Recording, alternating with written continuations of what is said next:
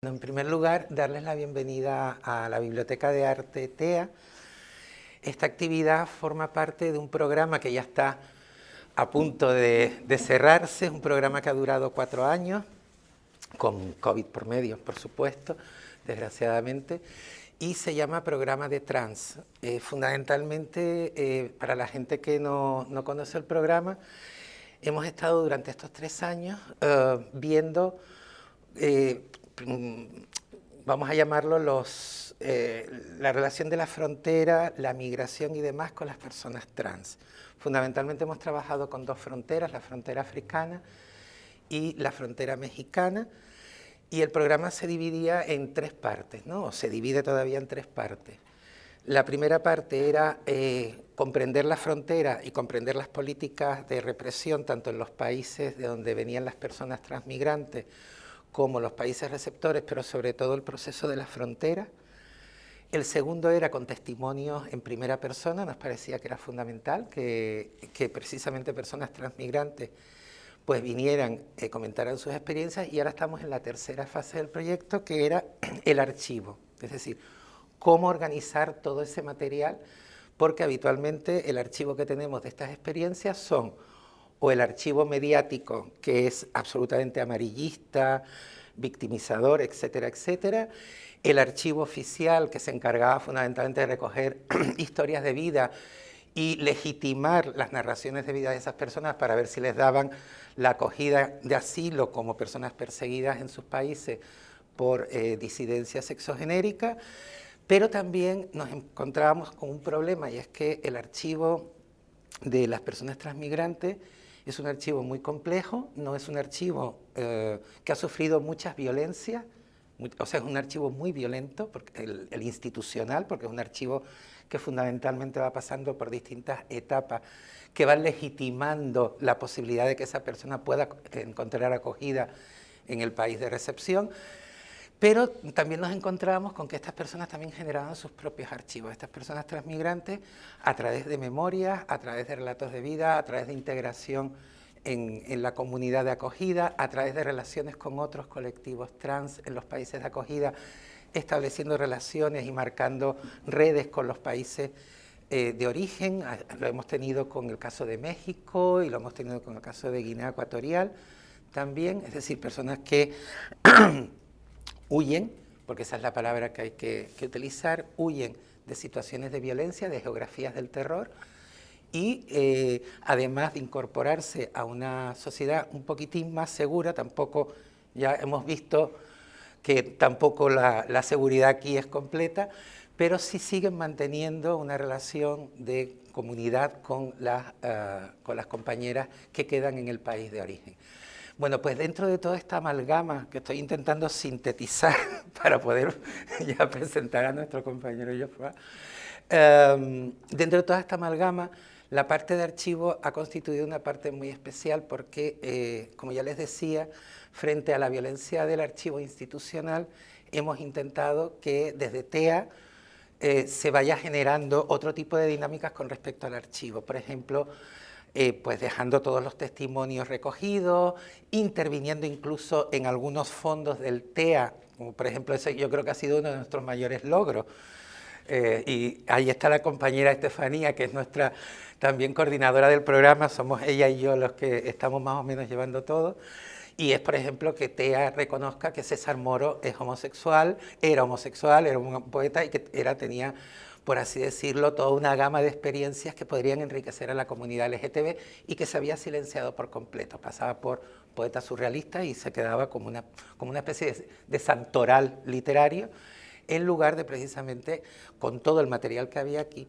Y bueno, pues una compañera, Roberta Marrero, trabajó, la poeta y performer y artista gráfica, Roberta Marrero, pues trabajó también eso. Hemos tenido performance, hemos tenido muchísimas cosas y por supuesto también pues actividades en contra de algunas de estas instituciones como los centros de detención, aunque ellos los llaman centros de acogida, pues hemos también dado voz a los colectivos que están en contra y a favor del cierre de estos centros, porque también son formas de violencia contra estos cuerpos. Claro, cuando vimos todo esto hablábamos del concepto de contraarchivo, porque a fin de cuentas de lo que se trata es de dinamitar no solo las prácticas de archivo tradicionales, de codificación y catalogación tradicionales, donde colocamos estas experiencias, sino también de introducir por primera vez la experiencia personal como elemento esencial de ese archivo, es decir, no como algo del que tú extraes una historia e ilustra una serie de cosas, sino precisamente hablar y dialogar con ese archivo y darle el protagonismo absoluto a la experiencia de esas personas trans. Bueno, pues en todo este recorrido, ya les comento, hemos estado en África, hemos estado en México, pero nos faltaba una cosa muy obvia, y es que también en este país se vivió durante muchísimo tiempo estas experiencias de transmigraciones forzadas a partir de experiencias como el destierro después de una sentencia o a partir sencillamente de la obligación que tenían estas personas de salir de sus entornos locales para buscar un espacio de mayor libertad.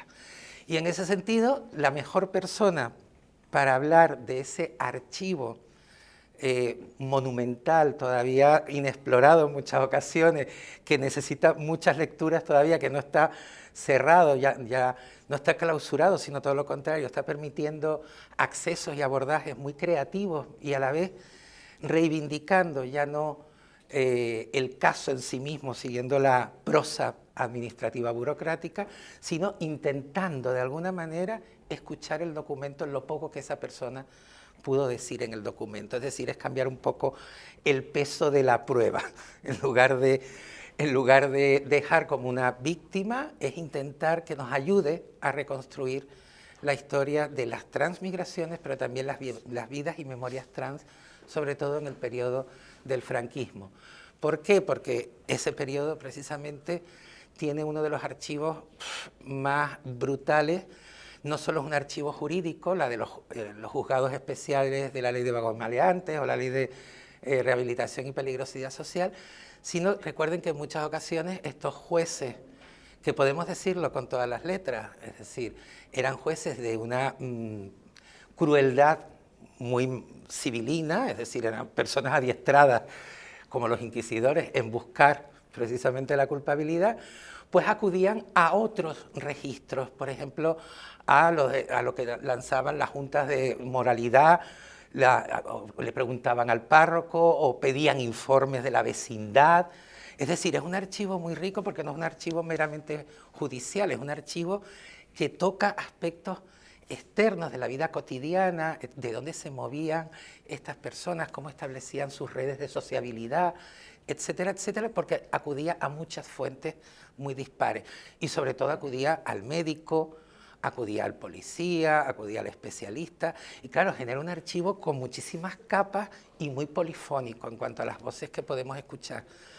Y en ese sentido, para mí es un honor, y ya voy acabando, y les puse los libros aquí para que ustedes vean, porque a veces la gente, uno empieza con la enumeración y traje más o menos los que donde las personas trans ocupan un espacio muy importante, porque además Jofrua tiene otros muchos, entre ellos, por ejemplo, que no lo pude traer porque lo tenía arriba en el despacho, que es el de los antisociales, que es un libro fundamental para entender los procesos en una ciudad, entre comillas, europea en aquel momento, democrática, etcétera, que era París, y una ciudad en pleno franquismo, que era Barcelona, como las dinámicas y los flujos en muchas ocasiones tenían articulaciones similares y formas de confluencias a la hora de crear un paisaje de relación y un paisaje de, digamos, de subsistencia y de resistencia muy importante, porque en gran medida, gracias a esto,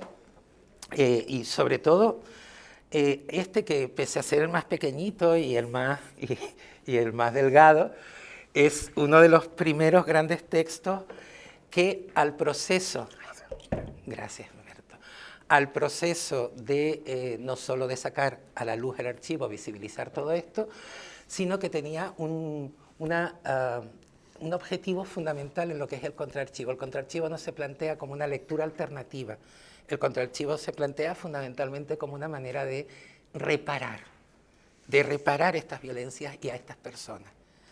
Esa es digamos, la gran característica del contraarchivo frente al archivo, que se trata fundamentalmente de que sea un archivo que nos permita acceder a esa realidad poniendo en primer lugar a las personas que la sufrieron, a las víctimas.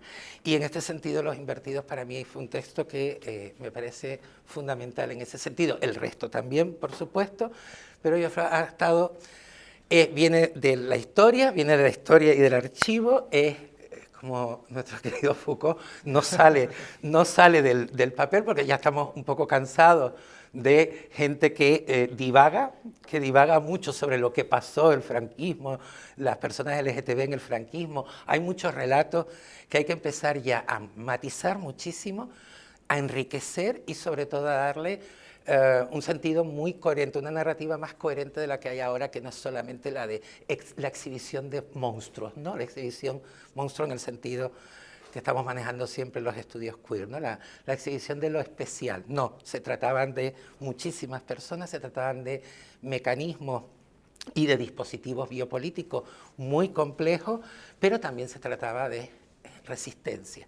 Entonces, claro, para mí presentar a Llofraga es una maravilla porque nos conocemos desde hace tiempo, compartimos proyectos de investigación y sobre todo compartimos pues, muchísimos intereses comunes sobre esto, sobre cómo no solo el rescate de las vidas trans, sino también el cómo rescatarlas. Eso es fundamental, no tanto el qué, sino el cómo, para mantener el máximo respeto hacia esas personas. Entonces le pedí que por favor, ya que por primera vez en The Trans vamos a trabajar con lo que ocurrió aquí en este estado durante 40 años y que tiene mucho que ver y tiene muchas lecturas cruzadas con algunas de las experiencias de México, con algunas experiencias de África que hemos tenido, solo recordarles que en Guinea Ecuatorial sigue funcionando la ley de vagos y maleantes. La llevó el franquismo allí y allí se ha quedado y sigue funcionando la ley de vagos y maleantes. Es decir, que no estamos hablando de cosas muy alejadas ni estamos hablando de arqueología, sino todo lo contrario, de establecer un punto de diálogo con esa realidad. Y solo te quiero agradecer, Jofre, que hayas venido y que nos ilustres, nos ilumines y nos digas cosas. Muchísimas gracias, Jofre. Bueno, muchísimas gracias a ti, Pepe. Bueno, es una forma de expresión, ¿no? de alguna forma, pero bueno, yo os voy a presentar todos estos temas y a ver qué os parece, ¿no? Luego habrá un tiempo entonces para intercambiar y ya luego sí que hablaré un poquito más concretamente del libro, ¿verdad? Así lo hacemos, ¿no? Bueno, pues eso, en primer lugar entonces, dar las gracias a Pepe, por supuesto, por la invitación, porque, bueno, la verdad es que es importante que haya este tipo de intercambios aquí. Luego, en segundo lugar, también me gustaría dar las gracias al TEA, por la invitación también y sobre todo por la gestión logística inmejorable, ¿no? Estaba Estefanía antes y la verdad es que ha sido un placer venir hasta aquí, ¿no? Y ya por último, como preámbulo también, para mí decir que es un placer volver a Canarias. He estado muchas veces últimamente y vuelvo a finales de mes también. Y es un placer, no solamente por el clima, el cliché del clima es aquí, sino también porque he visto unos espacios de reflexión punteros y, la verdad, bastante envidiables aquí. O sea que podemos establecer muchísimos diálogos entre lo que yo estoy haciendo y lo que están haciendo aquí en Canarias, ¿no? Bien, entonces, sin más preámbulo, les voy a hablar de la memoria de las vidas trans durante el franquismo y cómo estamos descubriendo esas vidas trans, ese pasado olvidado, que rompe precisamente con la historiografía gracias a las fuentes archivísticas. Bien, entonces, ¿qué sabemos de las vidas trans durante la dictadura franquista? En primer lugar, tengo que hacer una aclaración terminológica. Si me permiten una ligera provocación, les diría que no hay vidas trans durante el franquismo, porque cuando digo esto de que no hay vidas trans es porque el régimen solamente hablaba de homosexuales o invertidos. No aparece la palabra trans o solamente aparece al final de la dictadura. Invertidos, ¿por qué? Porque invertían el género, un hombre afeminado, por ejemplo, eso es un caso importante, o porque invertían el objeto sexual considerado como normal. En cuanto a homosexual, no significaba solamente lo que entendemos hoy por él. Abarcaba un conjunto más amplio de prácticas que hoy las autoridades judiciales franquistas incluían lo que se conoce hoy como lesbiana, transexual, pedófilo, chapero, etcétera, etcétera. O sea que las autoridades judiciales y las personas detenidas por homosexual utilizaban ellas también categorías que hoy ya no existen. Por ejemplo, hermafrodita, es una palabra que aparece en varias ocasiones, bujarrón, esteta, son palabras que hoy existen pero no en el mismo contexto, o sea que no significaban exactamente lo mismo. Y además, durante el régimen franquista existía pues, una pluralidad de términos para hacer referencia a lo que hoy conocemos como personas LGBT o LGBTI+, etcétera, etcétera, ¿vale? Pero cuando hablo de homosexual, entonces lo que quiero decir es que era un concepto como una especie de cajón desastre, ¿no? Eso es lo que hay que entender. Las categorías que hoy conocemos como gay, trans, surgen en España a finales de los 70 principalmente, pero eso no quiere decir que algunas personas no se definieran como trans al final de la dictadura ante las autoridades franquistas. En este sentido, la definición judicial de homosexual durante la dictadura entraba en numerosas ocasiones en conflicto con la manera de definirse de las propias personas detenidas. En algunos casos, ciertas personas detenidas negaban ser homosexuales y se definían a sí mismas como transexuales o directamente como mujeres. Fue el caso de una persona nacida varón de 16 años en 1974, es detenida por vestir de mujer, entre comillas son las palabras de los expedientes, y escandalizar a los vecinos con sus ademanes y demostraciones amorosas, y por eso fue condenada por su condición de homosexual. Siempre hay un enfrentamiento, digamos, entre las definiciones de uno y las consideraciones de las instituciones, ¿no? Bien, sin embargo, ella afirma que se considera mujer y por ello se viste y se comporta como tal. Sin embargo, eran personas consideradas invertidos por las autoridades judiciales. Por tanto, hablar de vidas trans durante el franquismo plantea una suerte de anacronismo terminológico. Pero gracias a distintas fuentes judiciales podemos rescatar este enfrentamiento entre las personas detenidas y las autoridades judiciales. Volveré sobre este punto un poquito más adelante. De momento, quisiera señalar de forma más general que las fuentes judiciales no solo nos permiten reconstruir una historia de la represión, sino que nos ofrecen también unas historias de vidas trans. Es eso realmente lo interesante a mi juicio, ¿no? Y este es un dato fundamental porque las fuentes de la represión, paradójicamente, son las que nos permiten reconstruir esas vidas que precisamente las autoridades judiciales querían hacer desaparecer. Estoy hablando sobre todo de las fuentes judiciales porque el régimen franquista condenaba a los homosexuales. Por consiguiente, entre los que las autoridades llamaban homosexuales aparecen también personas trans, pero cabe señalar por un lado que no son las únicas fuentes, obviamente, y por otro que existe una serie de dificultades con respecto al acceso a esas fuentes judiciales. En primer lugar, las más evidentes son las fuentes orales, eso es obvio, haciendo entrevistas con represaliados y represaliadas. En el caso de las entrevistas con represaliados y represaliadas no forzosamente condenados, pero que estuvieron viviendo durante la dictadura, las dificultades radican en dar con esas personas, porque muchas han fallecido, sobre todo aquellas nacidas antes de 1940, hoy tendrían más de 80 años, o también murieron por la pandemia de SIDA en las décadas de los 80 y 90. Además, señalar que otra dificultad añadida consiste en contactarlas, porque todas esas personas mayores, pues la mayoría no está en asociaciones LGBT, por lo tanto es difícil dar con ellas, ¿no? Por lo tanto hay que tener un contacto y a partir de ese contacto pues tirar un poco del hilo, ¿no? Para luego establecer una serie de entrevistas con ellas. Bien, sé que en Canarias, por ejemplo, han hecho un trabajo muy importante en este sentido, gracias a Víctor Ramírez, he visto que el libro está aquí además, y luego también Pepe Ramos ha hecho un trabajo parecido en Las locas en el archivo, el libro que comentaré a continuación, puesto que ha entrevistado también a 5 personas. Bien. Luego, otra dificultad con los testimonios es la reinterpretación del pasado con nuestra mirada de hoy. Ello produce una memoria sesgada y tenemos que ser conscientes de ese sesgo interpretativo, o sea, interpretar el franquismo desde la mirada del 2023, ¿no? Eso es un problema y luego podremos volver a continuación sobre este punto. Bien. Volviendo entonces sobre las fuentes judiciales, las más importantes son los fondos de vagos y maleantes y los de los juzgados especiales de peligrosidad y rehabilitación social, entre 1954 y 1970, y los de peligrosidad social entre 1970 y 1978 aproximadamente.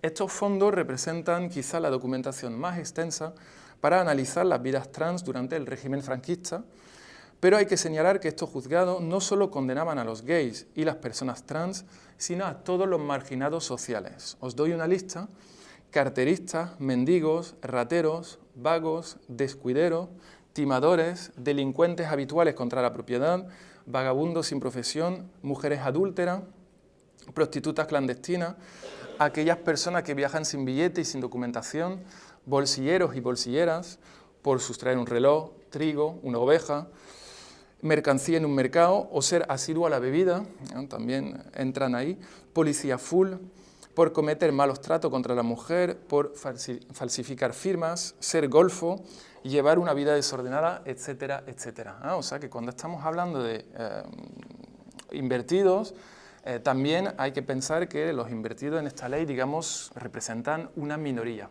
son sobre todo, digamos, todas estas personas que acabo de citar. Bueno, es una lista al estilo Borges. Demuestra que el objetivo de estos juzgados consistía en limpiar las calles de la marginalidad social.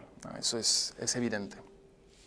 Por otra parte, las fuentes judiciales son un tema espinoso para los historiadores y las historiadoras en todo el Estado, pues la ley no permite consultar documentos que tengan menos de 50 años.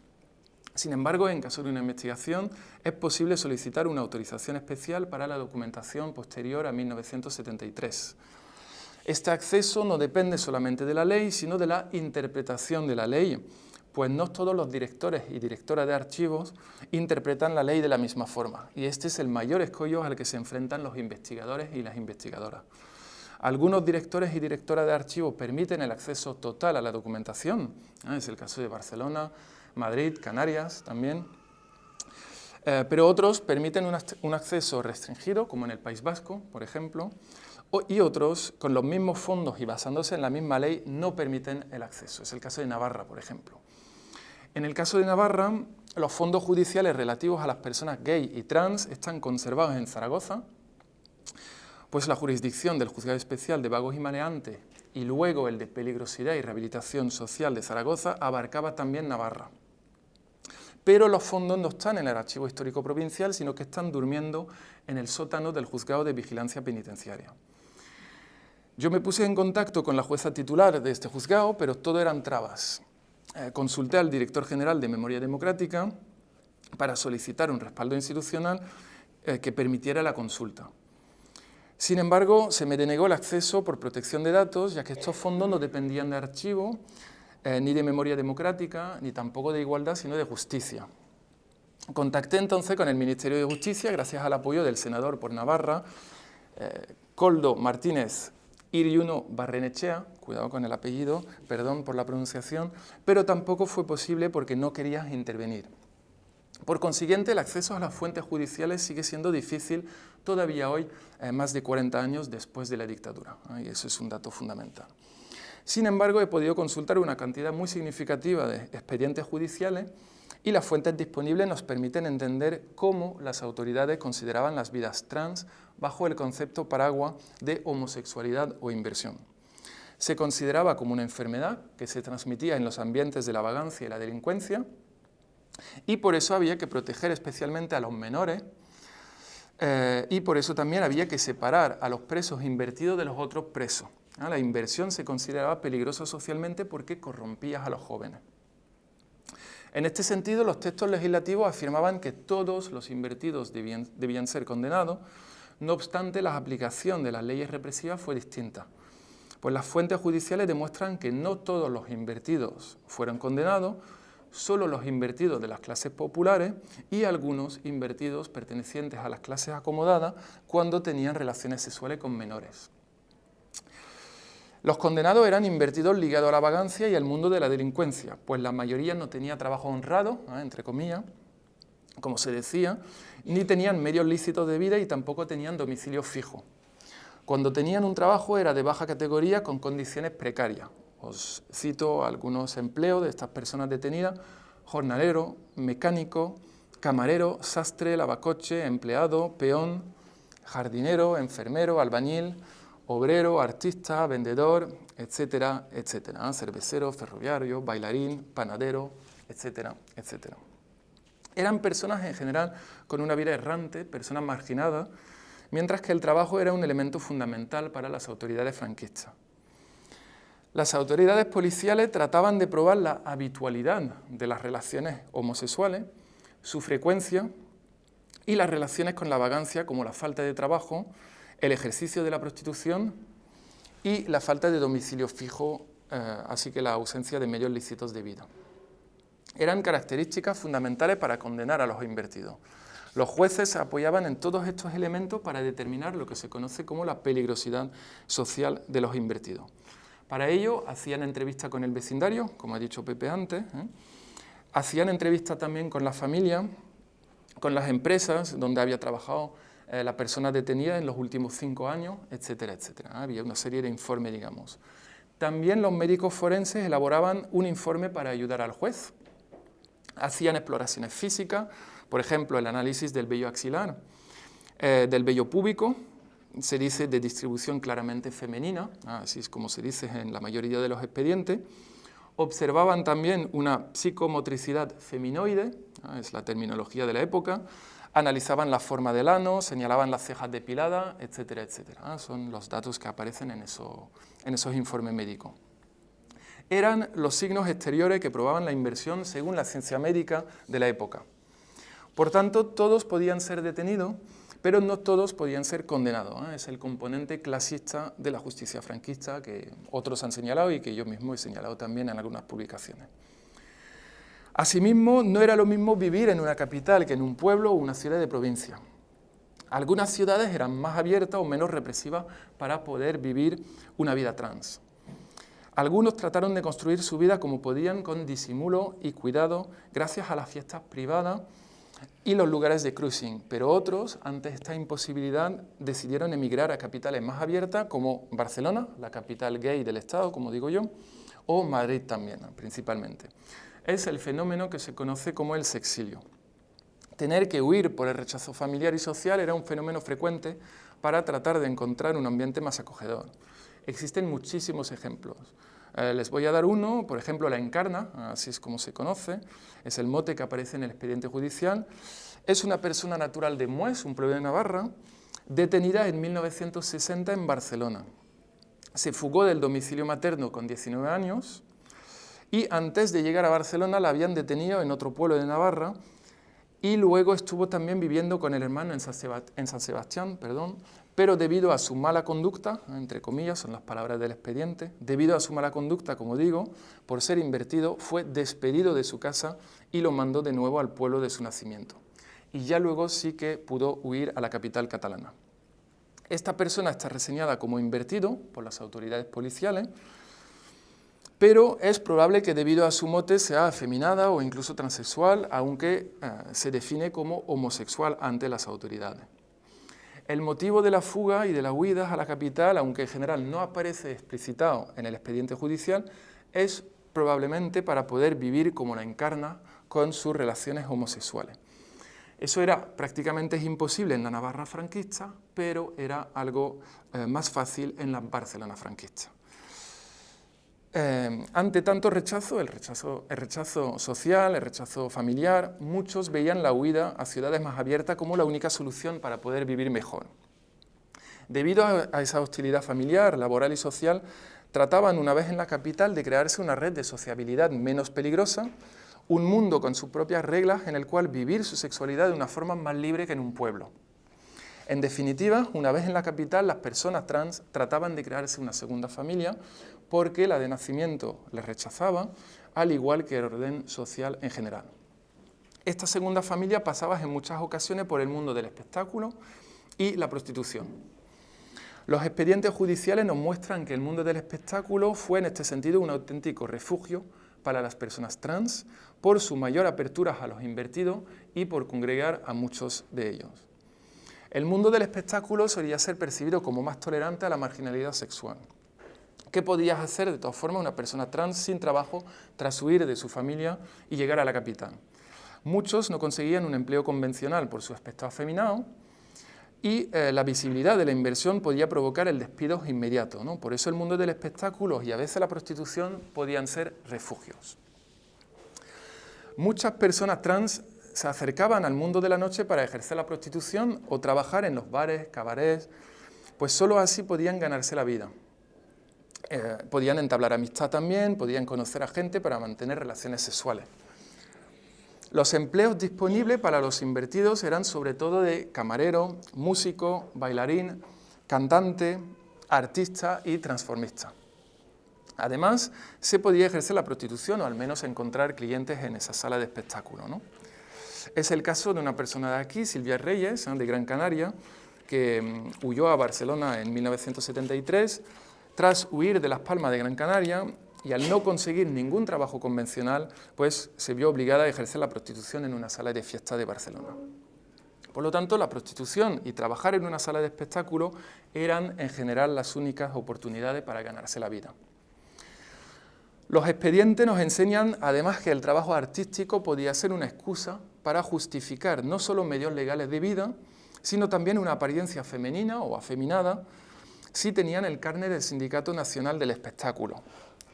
En este sentido, el género podía constituir una deformación profesional o una transformación artística y no tener relación con la prostitución. Por ejemplo, en 1975 una persona conocida con el apodo de Dolly fue detenida en la calle Escudellers de Barcelona. Trabajaba como bailarín en el cabaret Nueva York y presentó incluso su contrato de trabajo. Cito el expediente.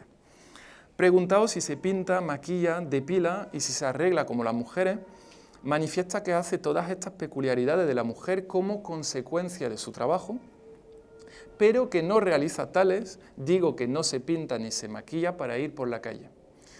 Preguntado si se inyecta hormonas, manifiesta que sí y que si lo hace es por razones de trabajo y porque le gusta tener pecho.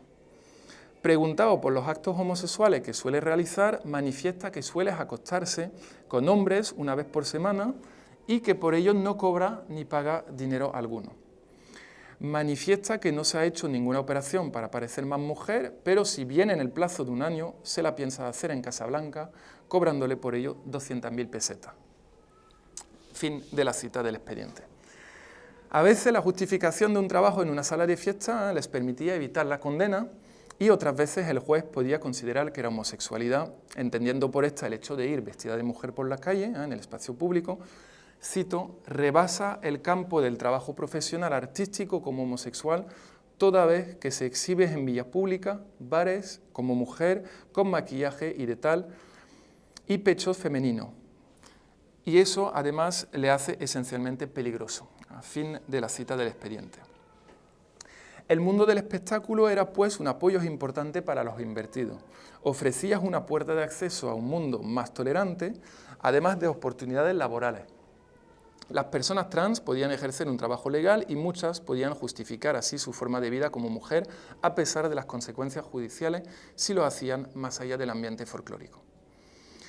El mundo artístico abría asimismo la puerta a la posibilidad de presentarse como uno quería, darse o recibir otro nombre de acuerdo con la voluntad, el género, el oficio o el origen de la persona o por cualquier otro motivo que implicara resignificar una identidad asignada en una identidad deseada.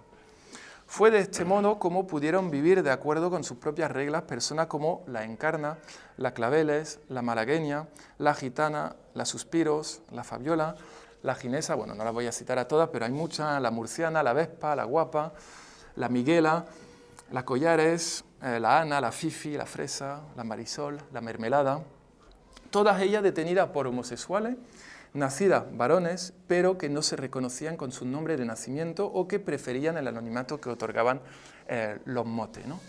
Con toda esta lista parece el casting de RuPaul, ¿verdad? Pero bueno, en fin, hay muchísimos nombres así, ¿no? Por otra parte, las fuentes judiciales de la dictadura nos muestran que a pesar de la represión, hubo distintos actos de coraje por parte de las personas trans. No hay que imaginar la valentía como una movilización colectiva con reivindicaciones como ocurre después con el movimiento gay en los 70. Eso sería completamente anacrónico. En este contexto represivo de la dictadura, el hecho de afirmarse como trans o como mujer ante las autoridades ya demuestra mucho valor, pues podía acarrear unas consecuencias legales directas.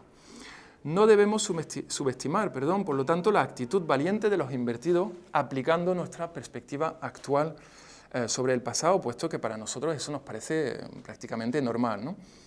Es preciso situar estos actos en el contexto legal y judicial de los internamientos por homosexual. Y esto rompe precisamente con la historiografía que establecía que todo empezó con el movimiento gay en los 70 o con la manifestación de 1977 en España, ¿no? O a nivel internacional con Stonewall en 1969. Bien. Un acto de coraje era, por ejemplo, la visibilidad en el espacio público, algo muy normal para nosotros, pero como digo, en el contexto de la época, obviamente, eso no era normal. Entonces, un acto de coraje, como digo, era la visibilidad en el espacio público. Esto rompe con esta idea de que antes de la liberación solo había represión. Pues no, también había visibilidad, y eso es importante. Se pueden distinguir distintos tipos de visibilidad, entre ellas la de los lugares de ambiente, que las autoridades conocían, y la visibilidad de la inversión de género. En numerosas ocasiones, la policía subraya que un bar es frecuentado por invertidos, habla de los lugares que dichos individuos frecuentan o donde predomina la asistencia de homosexuales. O sea que era algo conocido por las autoridades. ¿En qué consistía la visibilidad de la inversión de género? Tenía que ver con los ademanes, la forma de cuidarse, la manera de comportarse con los demás, etc. Las autoridades hablaban incluso de signos externos o de signos exteriores del homosexual o incluso de signos que demuestren ser un homosexual. Otros hacían ostentación de su defecto de invertido. Es una cita de los expedientes. En 1962 fue condenado un hombre de 21 años que exterioriza, cito, exterioriza patentemente esta condición de invertido en forma escandalosa que lo sitúa en un estado de peligrosidad social. Los ejemplos son abundantes en los archivos, ¿no? Asimismo, la visibilidad se podía apreciar en la forma de vestir. Un hombre de 31 años en 1975 iba vestido de mujer, según la interpretación de la policía. En otros casos, la forma de vestir era algo afeminada. En 1968, por ejemplo, una persona fue detenida cuando se hallaba en las Ramblas de Barcelona con vestidos, cito, y ademanes afeminados que denotaban su condición de invertido, llamando poderosamente la atención de los transeúntes. Si uno lee entre líneas, ve que las vidas trans o travestis eran visibles y muy visibles durante la dictadura, al menos en algunos sitios determinados, obviamente, no estoy tampoco haciendo revisionismo histórico. Era una forma de valentía por parte de esas personas, pues sabían que se exponían a la vigilancia policial y no únicamente a ella. Incluso durante las declaraciones en comisaría, las personas trans demostraban valor al afirmarse a sí mismas ante las autoridades. La afirmación y defensa de la transexualidad frecuentes en los expedientes de peligrosidad llamaba la atención de las autoridades. Los informes médicos solicitados por el juzgado especial y la sentencia de los jueces subrayan en varias ocasiones que los invertidos actuaban, y cito, con plena convicción e identificación en la anormalidad, que se trataba de una anormalidad vivida con plena identificación, o también dicen una plena identificación con la perversión. Esa es la interpretación, digamos, o de los médicos o de los policías. Estas expresiones son las interpretaciones, como digo, por parte de las autoridades de las declaraciones de los invertidos, que se reafirmaban continuamente como homosexuales o como trans, a pesar de las condenas que les esperaba. A fin de cuentas, la autoafirmación ante las autoridades a lo largo de la dictadura constituyó un acto de osadía importante en una época en la que las reivindicaciones, tanto individuales como colectivas, eran prácticamente inexistentes, porque se enfrentaban a un sistema represivo sin ningún apoyo. Esto quiere decir que antes de la liberación gay, algunos invertidos demostraban valor, pero de otra manera. No todo empezó a partir de la liberación gay, como he dicho antes, como si hubiera un corte brusco y maniqueo antes de 1970 y después, o antes de 1975 y después. Simplemente existieron otras formas distintas de coraje y reivindicación antes de la forma que conocemos hoy y que dan lugar al nacimiento de los movimientos contemporáneos. Eran otras formas de luchas anterior a los movimientos que conocemos, pero desde la interpretación de los movimientos de liberación hemos perdido el carácter valiente de estos actos. Se puede citar al respecto el caso de una persona trans que niega ser homosexual y se define como mujer ante las autoridades judiciales. Me voy a detener en este caso citando mucho el expediente. Hay un enfrentamiento continuo entre lo que afirma esta mujer, y lo que piensan las autoridades judiciales. Pero con el tiempo ya veréis que hay una evolución de los médicos que permite un cambio importante a finales de los 70. De acuerdo con su expediente de peligrosidad, esa persona fue detenida cuando se hallaba en las Ramblas haciendo ostentación de su condición de homosexual, yendo totalmente maquillado, con pendientes y ropa de mujer, ¿no?, según la cita. Sin embargo, según la declaración en comisaría de esa persona, ella dice: reconoce ser heterosexual nato, que se siente mujer, razón por la que se viste con atuendo femenino, que se pinta, se maquilla, se depila y lleva pendiente por la misma razón psíquica de su enfermedad. Bueno, es la interpretación de la época, ¿no? Que habiendo sido tratado por un equipo médico de psiquiátrica, bueno, es un error del policía, urólogos y otros especialistas han llegado a la conclusión de aconsejarle el cambio de sexo. Y estamos hablando de los años 70. A raíz de su detención hubo un informe médico, como solía ser el caso. Exploración psíquica, temperamento esquizotímico y carácter nervioso. Como trastorno psicopatológico se aprecia psicomotricidad feminoide, algo que he dicho antes, ginecomastia, posiblemente por tratamiento hormonal. Con respecto a la sexualidad que comentan, dicen: homosexualidad por condicionamiento en la infancia, total identificación con el rol social femenino. Conclusiones: 25 años, apto para todo trabajo. Bueno, homosexualidad por condicionamiento, total identificación con su anomalía. Esta persona fue detenida otra vez en la Puerta del Sol, en Madrid, procedente de Ámsterdam, donde permaneció 20 días para someterse a una intervención quirúrgica, vistiendo prendas femeninas y haber sufrido numerosas detenciones por invertido y buscar invertido. Cito el expediente: que viniendo en el tren le pidieron la documentación y al ser la foto del pasaporte distinta, es por lo que fue requerido a la comisaría de la estación. Se hace constar que vienes a pasar las vacaciones a España y al mismo tiempo a un tratamiento psiquiátrico, ya que está en tratamiento clínico para el cambio de sexo que le identifique como persona y pueda integrarse en la sociedad. Nuevo dictamen pericial de los médicos. Exploración psíquica. Homosexualidad congénita con características psicológicas muy acusadas.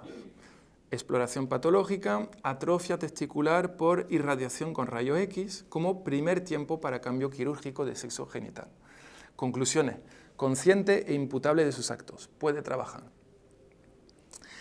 La detuvieron y condenaron en otras ocasiones, no voy a citar todos los casos obviamente, ¿no?, por hurto, por ejercer la prostitución en Madrid también. Un caso, por ejemplo, el policía dice que se cruzó con 3 personas, 2 de ellas vestidas de mujer y la tercera con atuendo masculino, reconociendo inmediatamente a una de ellas como un delincuente habitual, homosexual, por lo que, habiéndolas revisado, volvió la cabeza, momento en que comprobó que las 3 iniciaban la carrera sin duda con ánimo de eludir la acción del funcionario. No así el otro, concretamente al que se había golpeado contra el coche, que después de una fuerte resistencia, en la que daba grandes gritos diciendo que era mujer, se llamaba Ana y le quería matar el funcionario, atrayendo a numeroso público, formando un fuerte escándalo. Tratándose de tal, bueno, se da el nombre, conocida como Ana, o también conocida como la Fifi, la fresa. Según la declaración en comisaría, el policía habla tanto de la declarante como de el declarante. Ya empiezan a cambiar las cosas con el tiempo. Dice que la declarante no se dedica a practicar la prostitución, que tampoco es cierto que sea homosexual ni que busque homosexuales, que el declarante se considera transexual. Finalmente no fue condenada porque no se pudo demostrar que ejerciera la prostitución y porque no se consideraba homosexual sino transexual. Afirmó incluso que se encontraba en tratamiento en un centro especializado para el cambio de sexo.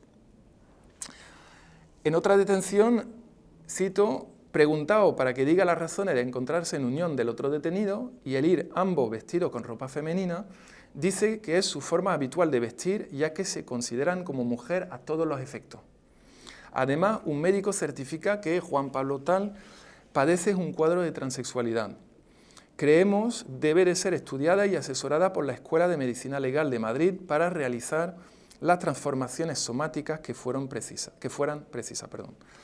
Realizadas esto, debe de ponerse en marcha los procesos que fuesen oportunos para el cambio de sexo en la inscripción del registro civil y, consiguientemente, en el DNI para considerarlas a efectos civiles como mujer.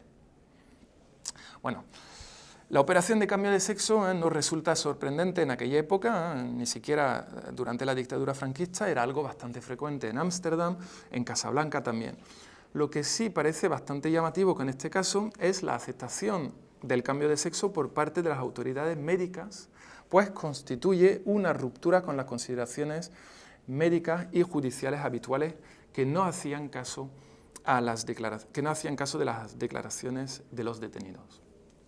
Hasta la fecha, los jueces se basaban en los informes médicos para condenar a los invertidos y los médicos proponían a los jueces un proceso de reeducación. En el caso de esta mujer trans, los informes médicos aconsejan el cambio de sexo. Este debe ser el motivo por el cual las autoridades judiciales aceptan el cambio legal, ya que siguen siempre los informes periciales de los expertos. Ya no se habla de internamiento o reeducación en contra de la voluntad de la persona, sino de cambio de sexo. El deseo expreso de la persona recibe ahora el apoyo médico para conseguir el cambio legal de sexo e identidad. Y así fue, efectivamente, posible en septiembre de 1977. Las autoridades franquistas permitieron el cambio de sexo y de identidad en el registro civil. Ana M.F. pudo obtener un nuevo pasaporte que indica la identidad y el sexo que correspondían a su género. Consiguió modificar su certificado de nacimiento en el registro civil de Madrid. Cito, se rectifica la presente acta en el sentido de que el sexo del inscrito es hembra en lugar de varón y el nombre Ana en vez de Pablo. Se trata, por consiguiente, del primer cambio de sexo legal conocido en España a finales del franquismo, principio de la transición, casi 10 años antes del primer caso conocido hasta ahora, en 1986, y 30 años antes de la Ley de Identidad de Género aprobada por Zapatero en el año 2007. Lo que trato de decir, obviamente, es que estamos ante un avance social, eso es evidente, es un avance social para esta persona, a pesar de las numerosísimas detenciones y exploraciones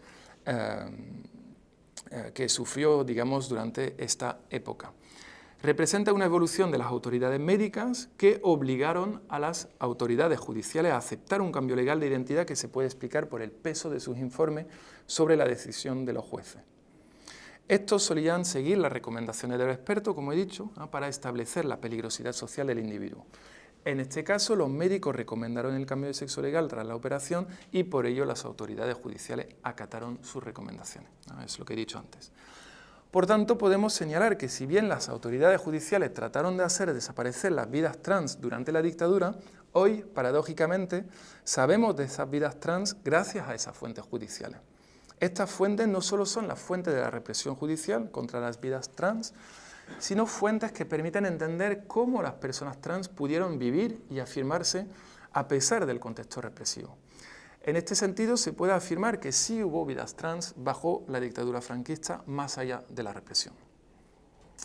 Por último, quisiera señalar que este primer cambio de sexo legal, estos actos de valor, la autoafirmación ante las autoridades, la visibilidad de las personas trans bajo el franquismo, la importancia del mundo del espectáculo como segunda familia, toda esta memoria ha ido desapareciendo en democracia.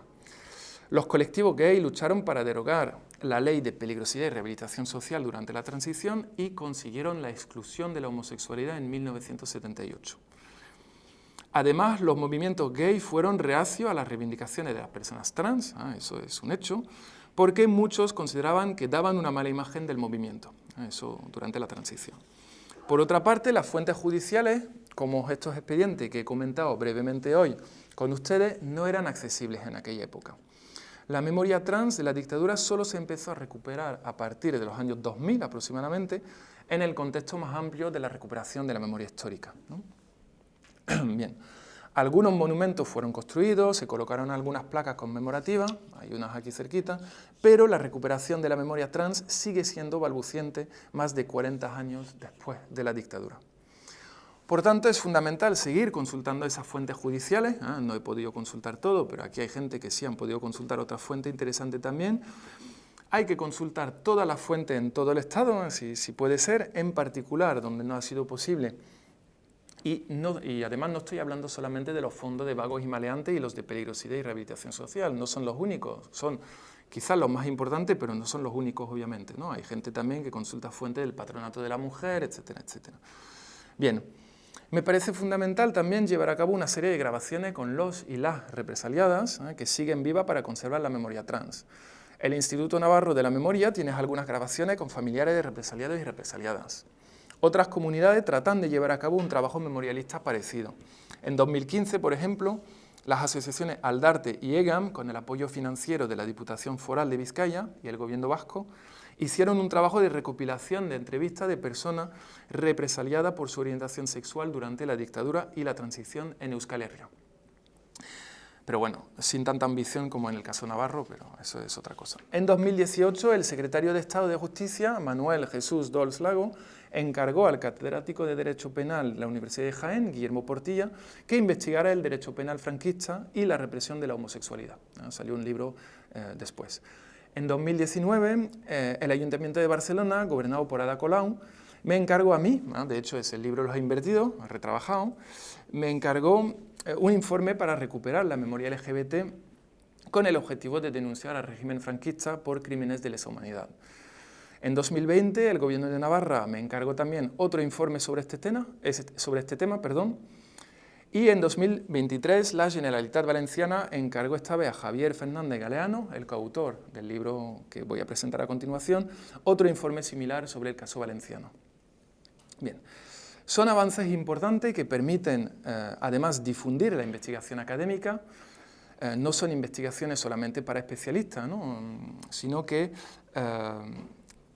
digamos, no son libros, o sea, ese es el objetivo, al menos, que se queden en alguna estantería de una biblioteca universitaria, ¿no? Sino el objetivo era tratar de difundir esta investigación más allá del mundo académico. Eso era fundamental. Bien. No obstante, me parece que aún falta un informe general en todo el Estado sobre este tema o un informe general sobre la memoria trans en particular. Añadiré, y con esto termino, que es fundamental la creación de un archivo LGBT o LGBTIQ+, etcétera, a nivel estatal, o al menos un museo de la dictadura franquista con una sección LGBT. En primer lugar, para reunir toda la documentación y en segundo lugar para unificar los criterios de acceso a la documentación y facilitar su consulta en vez de entorpecerla. Gracias.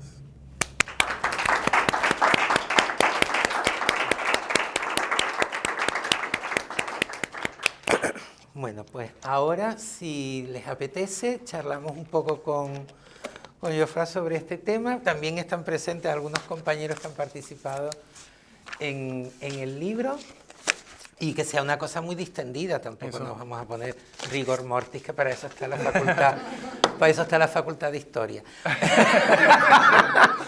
Que así pico a los historiadores y las historiadoras presentes aquí. Bueno, pues nada, yo creo que ha abierto un tema fundamental y sobre todo, digamos, no solo las dificultades, sino también las problemáticas metodológicas de ese material, ¿no? Porque yo creo que, bueno, como hay tanta gente de historia también, pues, por ejemplo, ¿cómo se podría, y es una pregunta que te lanzo, Jofré, para abrir un poco,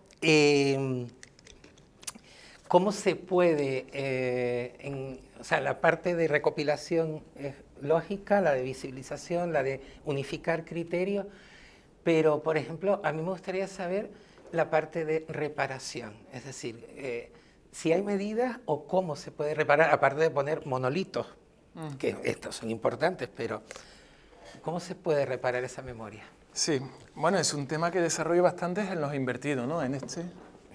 Ahí sí que hay un capítulo sobre todo este tema de la reparación, ¿no? de la memoria de las víctimas. Entonces, bueno, lo que se ha hecho a nivel legal, lo que ya se conoce. Entonces, efectivamente, como tú dices, construcción o colocación de placas, etcétera, etcétera. O sea, esas son las cosas conocidas. Luego también las indemnizaciones, que ha habido hace unos años. Ahora me parece que ya no se solicitan esas ayudas, pero digamos, es lo que se ha hecho con la Ley de Memoria Histórica del 2007 y la siguiente del 2022, si no me equivoco, ¿verdad? Fue el año pasado, ¿eh? Entonces, esto es lo que se conoce hasta ahora. Lo que pasa es que hablando con las asociaciones, lo que piden en general es también una pensión vitalicia ¿Por qué? Porque claro, la reparación simbólica es muy bonita, pero la reparación económica obviamente es muy importante porque hasta la fecha lo que se da es una ayuda económica, no sé si 4.000, 8.000 y 12.000 o algo así, pero claro, en una vez. Y una persona que ha estado condenada durante cierto tiempo, obviamente luego lo que sigue la condena judicial es la condena social. O sea, esas personas luego tenían dificultades para encontrar trabajo y estaban condenadas a la precariedad. Por lo tanto, lo que piden, o lo que piden algunas, ¿no?, las que se conocen, pues es ya una pensión vitalicia, porque hoy en día, claro, no pueden vivir dignamente. Entonces, eso es un aspecto, creo, fundamental. A ver si el próximo gobierno, digamos, va en este sentido, ¿no? No lo sé. Pero eso yo creo que es una de las medidas fundamentales, ¿no? Luego, sí, hay mucha, no sé, seguir efectivamente con esta recuperación de la documentación, eso es fundamental. Yo, como habéis visto, he consultado documentación en Barcelona, en Madrid, en una parte en el País Vasco también, pero claro, falta mucho todavía y estamos en el 2023, lo que pasa, claro, que ha habido frenos importantes debido a lo que comentabas al principio. Claro, hace falta dinero para un grupo de investigación, yo qué sé, a nivel europeo o a nivel nacional aquí, o sea, estatal. Hace falta dinero para fomentar este tipo de investigación. Hoy en día ya en España lo que veo, porque bueno, lo digo porque como yo al vivir en Francia noto la diferencia, aquí veo que se fomenta mucho y se considera como un tema bastante digno de investigar. Sin embargo, claro, no fue así hace 10 o 15 años o hace 20 años. Entonces, claro, a ver si ya se van desarrollando estos estudios. En Francia, por ejemplo, es algo bastante distinto. Nos miran, nos dejan hacer lo que queremos hacer, pero bueno, dicen, bueno, pues este es el maricón de turno, que haga su investigación y bien, pero no hay un fomento, digamos, a nivel estatal o a nivel de política de investigación al respecto. O sea, esa es una diferencia importante. Por lo tanto, hace falta dinero para seguir investigando y poder descubrir más cosas. La persona que quiere intervenir. Que lo que dije de historia era broma, ¿eh? Así que ya pueden intervenir. Una intervención, o sea, continuar tu diálogo y además una pregunta. Que es cierto que muchas veces, sobre todo, bueno, pues este gremio de historiadores, nos apropiamos a veces de los archivos, queremos que los archivos estén como nos gustan y demás. Y vemos a ese archivero o archivera que está de allí de turno como el enemigo, esta persona que no te deja entrar y le odia. Y lo hacemos bien a veces, creo. Pero en este tipo de iniciativas a mí me parece fundamental que contar con las personas que trabajan en los archivos. Han sido las que hicieron ese clic que nos hizo cambiar la mirada hacia los archivos. Sobre todo, bueno, pues los pioneros, ¿no?, los archiveros canadienses que plantearon que ellos no querían continuar siendo neutrales, no querían continuar reproduciendo todo un sistema de violencias y opresiones que se reproducía en las clasificaciones y en las descripciones. Eso en España es todavía hoy muy minoritario, pero sí que me parece importante llevárnoslos, ¿no?, a nuestro terreno, animarles y que no hace falta ni siquiera que si lo consideran muy bien, que le cambien el nombre de fondo del tribunal de vagos y maleantes, porque si ese orgánica institucional pues se tiene que denominar así, pero sí que en esas descripciones que hacen y de acuerdo con sus normas y respetar cuáles son las normas archivísticas, porque ellos las tienen, pero sí que ahí sí que pueden contribuir enormemente a visibilizar, a no reproducir simplemente lenguajes de violencia, y eso es algo que tienen que hacer los archiveros. Y bueno, pues muchas veces los olvidamos o simplemente los vemos como esos rivales y sería interesante crear sinergias. Pero hay mucha sinergia también, lo digo porque de hecho en este libro hay entrevistas a los archiveros, archiveras principalmente de Barcelona. Pero claro, lo que quería decir con esto no era una crítica general, sino que dependemos, digamos, de la política aperturista de cada centro de archivo. Y ese es el problema. Entonces, ahí hay un vacío legal, no podemos reclamar, no podemos hacer nada, dependemos de la buena voluntad del director o de la directora. Por ejemplo, en Barcelona, es verdad que ellos llevan a cabo una política aperturista muy importante y por tanto es muy fácil consultar las fuentes. Pero claro, luego hay un equilibrio también con el respeto a la identidad de las personas citadas y tal, entonces respetan la ley en este sentido, pero al mismo tiempo pues sí que fomentan este tipo de investigación. Sin embargo, hay otros centros, por no citarlo, el País Vasco, por ejemplo, ahí es muy difícil consultar la fuente y siempre con argumentos que no son argumentos razonables, y eso es un problema porque no hay forma de recurrir esa decisión, entonces estamos bloqueados. Entonces, claro, eso es un problema aquí en España en este sentido. Y me falta una pregunta. Ay, perdón. La pregunta es, porque todos los ejemplos que has citado, pues, al final son de mujeres trans, y como yo vengo de la edad moderna, donde evidentemente la concepción de género era diferente, lo que cuando lees, ¿no?, la documentación a contrapelo, y no solo la judicial, o sea, lo que más emerge son las mujeres de ánimo varonil, incluso muchas que viven, o sea, que eran hombres y que se identificaban como, o sea, eran hombres.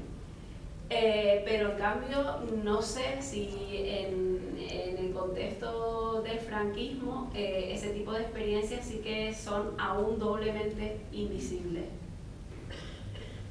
Hombre, es difícil en este sentido porque, claro, yo, como dije al principio, ¿no?, estoy hablando de mujeres trans, pero muchas no se definen como mujeres trans. O sea, es un concepto que aparece principalmente a finales de los 70. Entonces, ¿qué hacemos con las personas de la época anterior? Entonces, claro, es bastante anacrónico.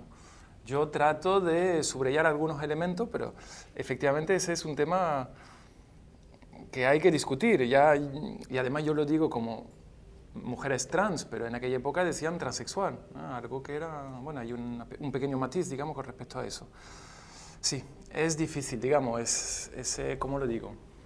Esa mirada retrospectiva sobre estos temas y, sobre todo, claro, evitar una mirada anacrónica, que eso en estos estudios, en el campo nuestro, ocurre mucho y creo que es un problema para entender bien cómo funcionabas en aquella época. Bueno, aquí no me ha dado tiempo de hablar de muchas cosas, pero digamos lo que yo he tratado de hacer en este libro y bueno, y en los otros, es eso, ¿no? Evitar esa mirada anacrónica para entender en los conceptos de aquella época cómo se vivía. Es eso.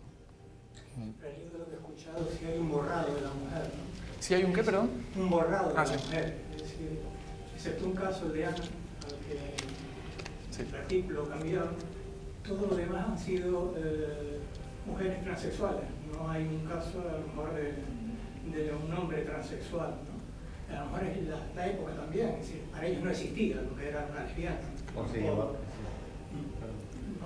Sí. Simplemente eso, ¿no? Me llama la atención que está borrada, pero que no es porque tú lo hayas hecho o usted lo haya hecho, sino porque era lo habitual. La mujer era un ser que no tenía identidad, es decir, o estaba recluida. Pero también porque existía otra institución que mediaba y que también tiene ese sesgo de género, que es el patronato de la mujer, que en muchas ocasiones en lugar de llegar a vagos y maleantes, existían otras posibilidades de penalización y de persecución vinculadas esencialmente a la mujer como tal, ¿no?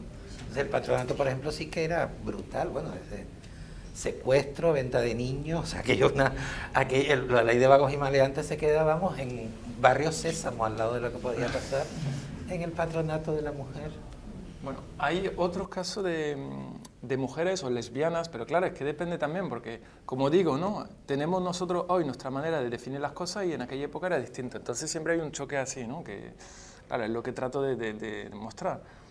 Sí que hay algunos casos famosos, el caso de una mujer en Barcelona, muy estudiado. Bueno, es que claro, como no os conozco, no sé si está ahí en el campo o no, entonces por eso siempre hago una presentación general, ¿no?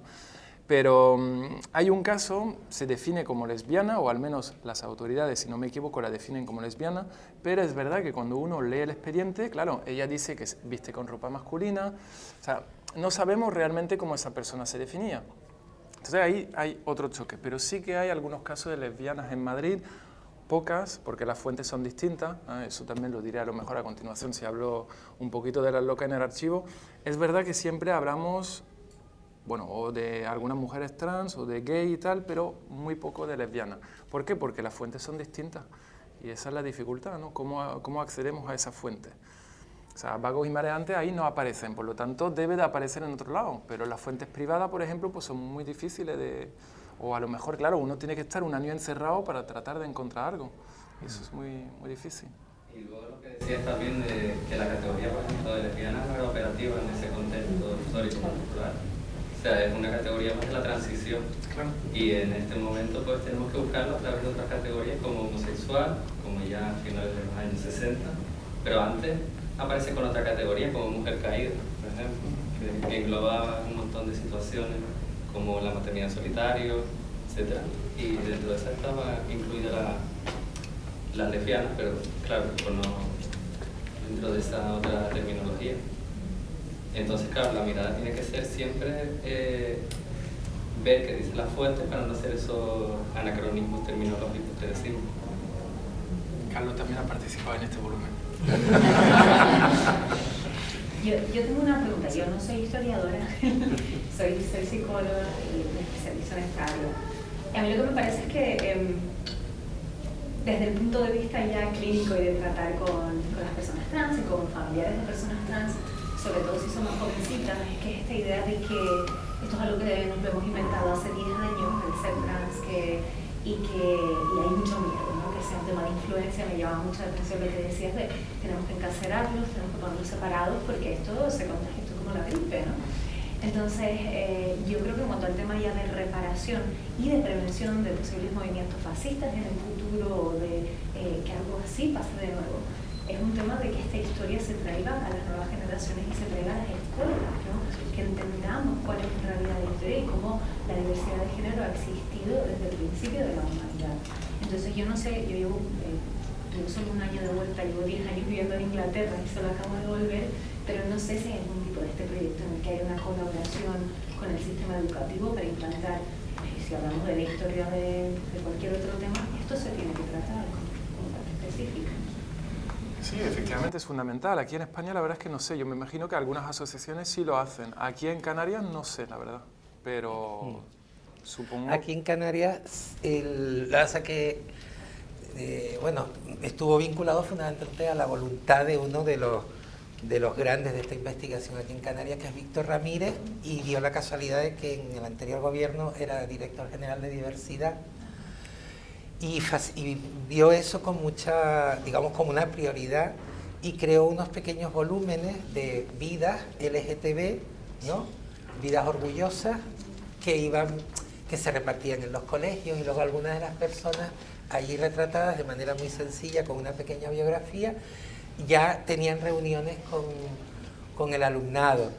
Y sí que hay un protocolo contra el acoso transfobo y diversófobo en general, pero bueno, que para que entre esto en las escuelas es complicadísimo. Si todavía no hay una educación sexual mínimamente normal, así como normalizada, entre comillas, o transversal, imagínate ya una cuestión de memoria LGTB que es súper complicado en ese sentido, por eso.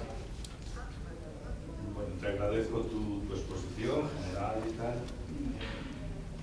Y me ha gustado mucho esto de los expedientes judiciales y la cuestión social, pero hay otro ámbito que a mí me interesa, porque además trabajo con él ya desde hace años, es el ámbito penitenciario, ¿no? Se ha investigado sobre eso, hay archivos, se sabe realmente lo que ocurría con esa gente que llegaba a ser encarcelada, de puertas para adentro. Es verdad que la prisión en general, incluso hoy a la sociedad le importa más bien poco, ¿no? Lo que está pasando en las prisiones o lo que está sucediendo. Pero bueno, en este ámbito en particular, ¿se han hecho estudios en concreto? ¿Tú conoces algo sobre esto? Hay algo, bueno, yo de hecho comento algo, pero muy brevemente, por ejemplo, sobre este tema de las galerías de invertido, en las cárceles de Madrid y Barcelona, pero efectivamente no comento mucho porque fuentes penitenciarias, la verdad es que yo, por ejemplo, no he accedido a nada, o sea, no tenía prácticamente datos. Sí que hay, bueno, los dos libros famosos, ¿no? Del año 2004 y 2005, ¿cómo se llama? El látigo y la pluma, y bueno, eso, y Redada de Violeta, efectivamente, son los dos libros famosos porque hay algunos testimonios, pero desde entonces algún artículo ha habido, pero la verdad es que estudios sobre estos temas no mucho. Sé que hay una chica en Oxford que está haciendo una tesis sobre este tema, y además se basa en entrevistas. Queríamos que participara en este volumen, pero bueno, al final no pudo ser y es una pena. Bueno, estamos preparando otro y queríamos que participara, pero ya es que la mujer no contesta, no sé qué le pasa. Y nada, es una pena. Pero hay una chica que está haciendo la tesis sobre este tema en Oxford. O sea, yo espero que salga el libro, supongo que saldrá primero en inglés, pero es una chica, tiene doble nacionalidad también, o sea, igual sale también en español rápidamente, no lo sé. Pero es verdad que hasta la fecha, efectivamente, ¿no? Es una laguna en este campo, no hay gran cosa. O sea, se habla mucho siempre de la cárcel de Huelva, de la de Badajoz y tal, pero claro, a nivel... De manera general, Eso es. O con generalizaciones que realmente tampoco Eso se es. han profundizado en ellas. Más allá de tópicos. Incluso. Claro, eso es. ¿Abel? Digo que de los fondos canarios, Sí. yo también trabajo en cuestión y me interesé porque conocemos la biblioteca que en Canarias, Sí. la famosa Fuerteventura, es un referente además de la literatura desde el principio, ¿no? Pero los fondos de esas prisiones seguramente fueron destruidos. O sea, no han llegado a nada. Yo intenté desde el principio buscando la reconstrucción de ese apartado, porque lo que comentaba Flor, es verdad que a través del testimonio oral, pues con las personas supervivientes, que no son demasiadas, pues aquí tienes un poco la narrativa de lo que ha ocurrido ahí dentro. Pero la documentación de la cárcel, o si había algún tipo de seguimiento, o eso dejó algún rastro documental, parece, da la impresión de que se ha destruido intencionalmente, ¿no? Porque no hay fondos iguales. Los archivos históricos de aquí no conservan prácticamente nada. Yo hice la intención de buscarlo con insistencia y no, incluso en Fuerteventura también, y no hay. Y en el interior. Que se supone que debería hereda esa documentación porque es quien tiene las competencias actuales, ¿no? Claro, Pero a lo mejor se ha clasificado, Claro, pero sí, dudo sí, mucho se que transfirió a- transfirieran la documentación y la llevaran a otro... Se Sería muy raro, supone ¿no? que como operan los archivos es que las instituciones recientes heredan la documentación de las instituciones anteriores en la época contemporánea.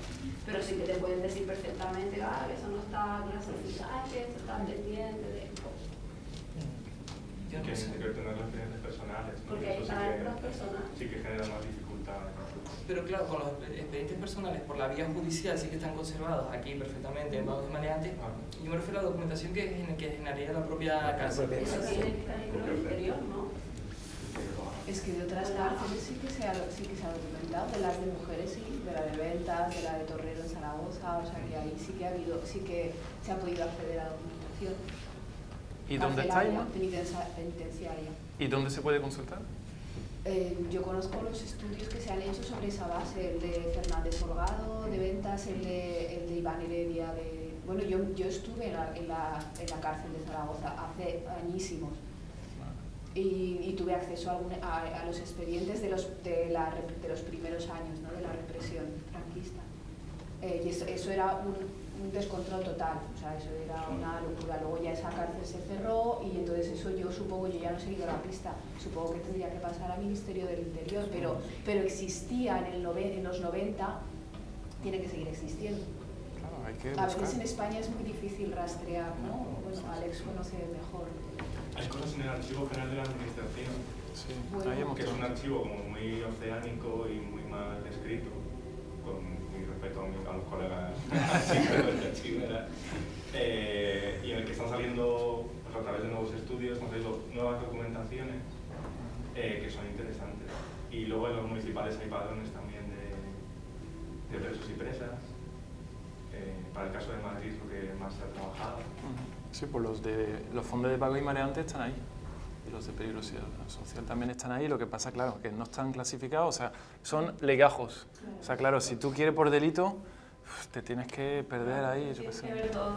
Eso es, entonces es muy difícil. Por eso sería interesante que si se escriben, pues nuestros colegas no hagan solo una descripción por nombre y apellido, sino que Claro. te comenten ahí en el apartado de alcance y contenido, te digan por lo menos por qué El motivo. y que tú puedas generar esa búsqueda, porque si no es una guampa.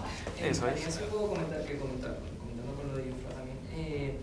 Es como una cuestión de voluntad y de financiación también, porque te das cuenta también en muchos sitios que la financiación es limitadísima, entonces claro, destinan el archivo a catalogar lo que consideran que les parece más interesante o más importante. Como por ejemplo en el País Vasco, que la financiación es abundante, hay archivos donde esto ya está hecho, ¿no? Entonces tú vas y dices, bueno, escándalo público, hombre, dices, bueno, ya pido el expediente en concreto y lo aprobado. Claro, es una cuestión, yo creo, de eso también, de destinar que tengan también la política de destinar el dinero a financiar la catalogación de estos fondos en concreto y chocando con lo que comentaba Ifro también, que es lo mismo.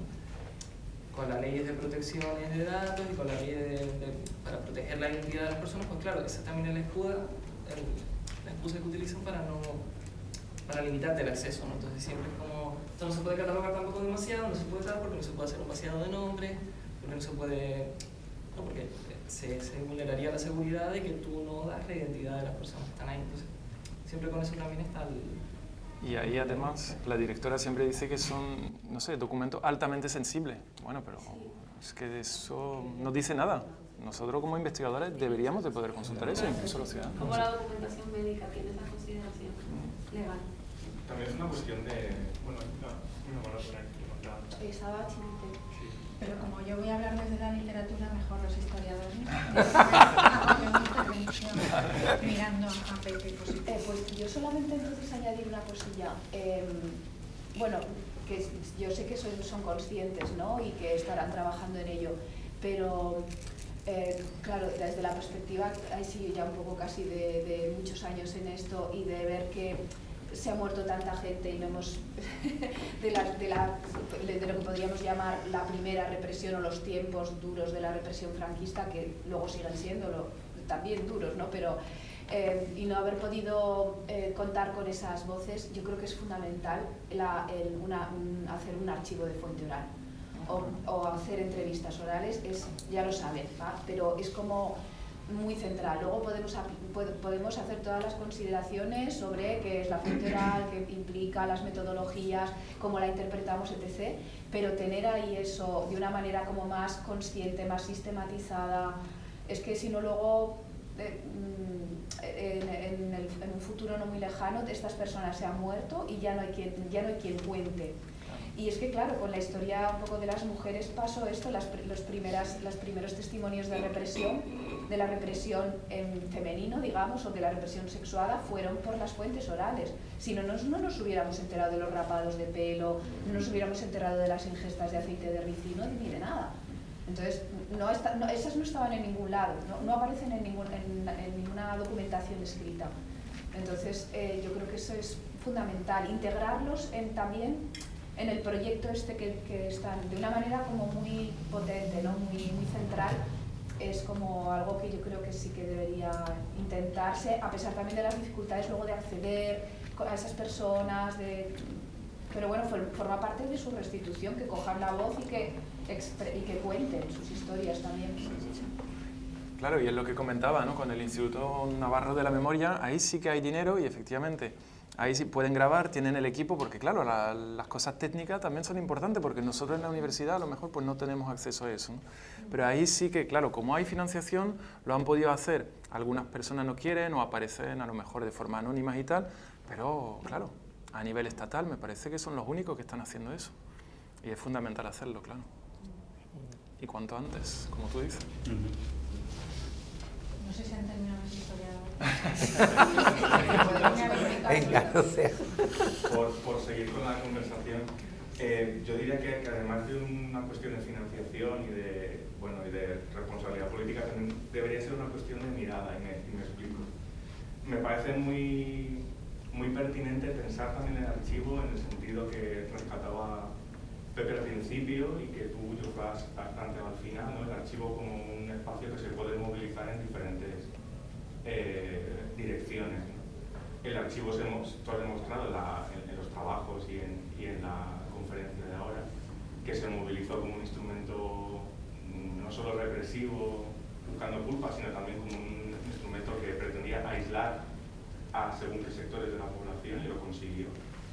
Y que ahora se puede movilizar en un sentido reparador y visibilizador, y quizá el debate, y aquí les pregunto a quienes están en el libro colectivo y en estos debates, quizá la pregunta sea ¿qué visibilizamos de esa documentación, que es una documentación atravesada íntimamente por la violencia, ¿no? ¿Qué decidimos seguir visibilizando? ¿La culpa, que es lo que buscaba la autoridad? ¿O esas declaraciones en las que aparece esa agencia, esa valentía que tú rescatabas? No sé si este debate está presente.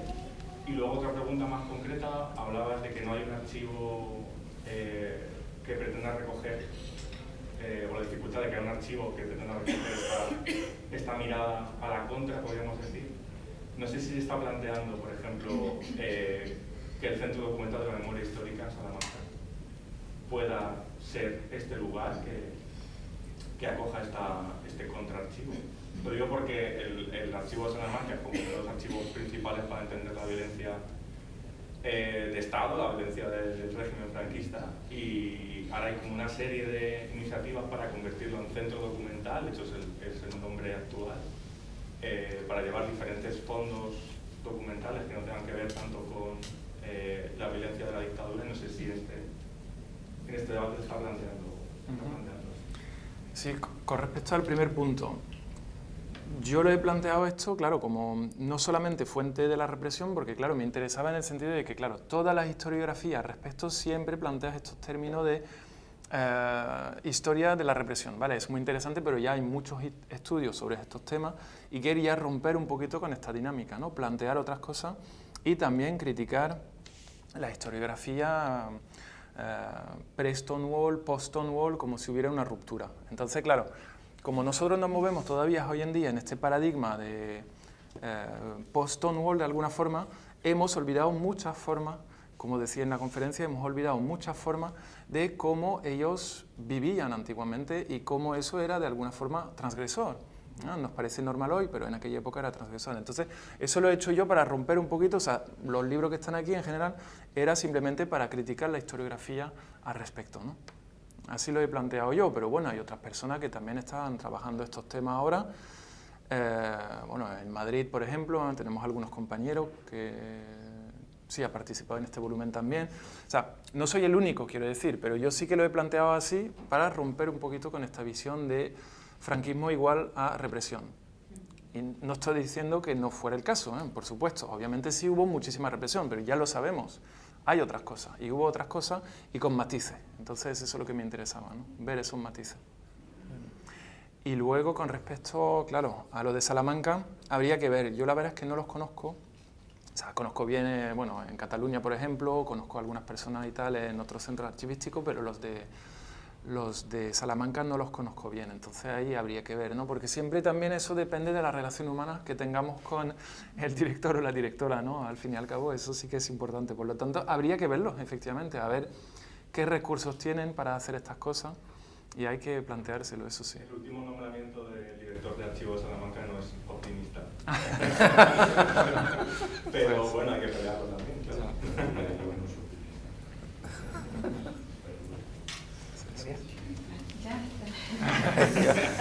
La literata. No, perdonen ustedes porque yo vengo de otra disciplina, entonces si transgredo alguna línea roja historiadora, que me haría ilusión, pues bueno, he estado desde el principio resonando con agradezco mucho, llegué un poquito tarde y lo mismo a lo mejor eso se ha tratado. Y miro a Pepe porque tiene que ver con lo que conozco que él está haciendo ahora. He resonado con muchas de las cosas, que primero con lo de los sesgos, que me ha llamado mucho la atención y agradezco los sesgos de la mirada, estoy resonando también de la mirada sobre el franquismo, la memoria trans.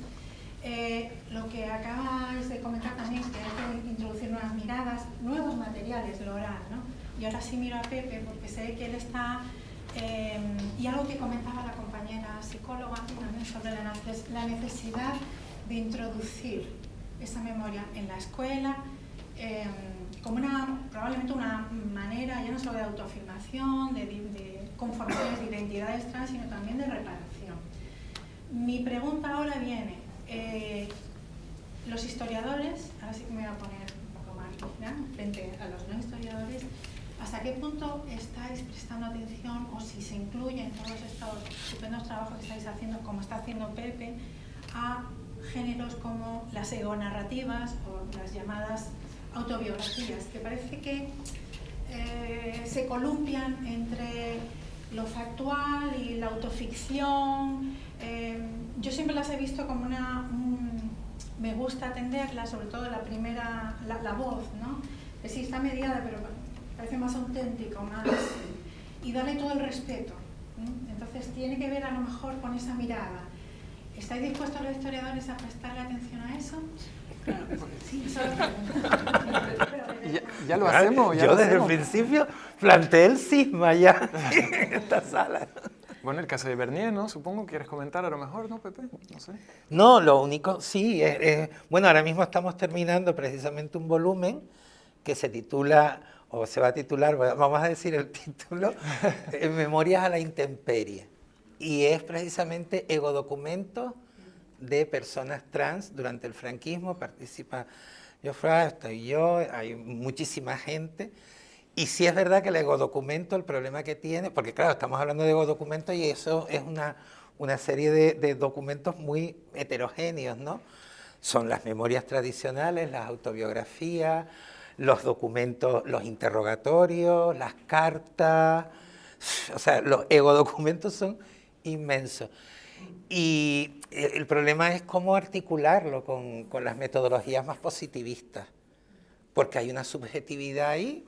O sea, no puedes extraer de un, como hace mucha gente que dice, llega a la memoria y dice, ah, pues mira, cita esta calle, cita esto, y la memoria se convierte sencillamente en algo que te suministra cuestiones que ilustran tus cosas, lo que tú estás buscando, pero es que la memoria es otro tipo de discurso muy complicado, porque no es un discurso objetivista, o no, en ningún momento pretende la objetividad. Y algunos ni siquiera, claro, y algunos ni siquiera eran públicos, es decir, que hay un poco hasta de reparo para acceder a ellos, porque claro, a lo mejor las cartas, ¿no? Que hace un historiador o cualquier persona, un editor filológico, lo que sea, con un conjunto de cartas privadas, donde hay una serie de elementos y que no se pueden, entre comillas, convertir en datos, porque son matices de relaciones, sobreentendidos. Por ejemplo, la idea del sobreentendido, eso lo tenemos en Bernier, que lo hemos comentado en varias ocasiones, ¿no? Tenemos el diario más espectacular, porque yo creo que es el diario más espectacular de todo el franquismo sobre la vida de Juan Bernier, del poeta Juan Bernier, que es brutal, que es un diario muy bestia, porque además era un depredador en muchas ocasiones. O sea, es lo que llamamos memoria incómoda, porque claro, la narración épica está muy bien, pero Bernier era un clasista que despreciaba, tenía un alto sentido de su clase social, por tanto, él distinguía entre el afeminado al que despreciaba, despreciaba también los movimientos de sociabilidad. Por ejemplo, cuando la policía detiene a un grupo de personas que estaban celebrando, estaban reunidas, se alegra, porque él no entiende por qué eso, o sea, tiene una vivencia, pero claro, es también homosexual, o sea, hay que coger esa memoria y es hiper incómoda, pero la tenemos en primera persona.